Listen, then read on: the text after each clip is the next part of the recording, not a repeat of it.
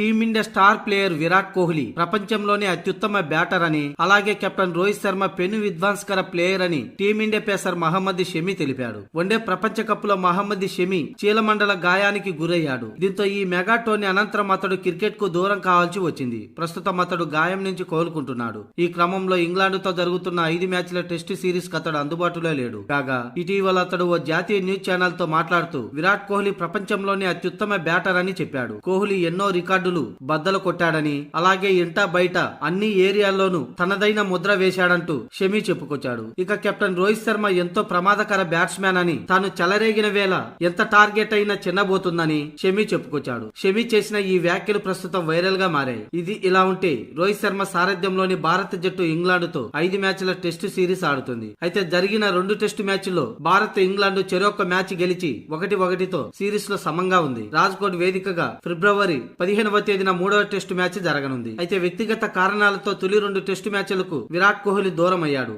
అయితే 3వ టెస్టుకు అతడు అందుబాటులోకి వస్తాడా రాడా అనేది ఈ రోజు సెలక్షన్ కమిటీ తేల్చనుంది.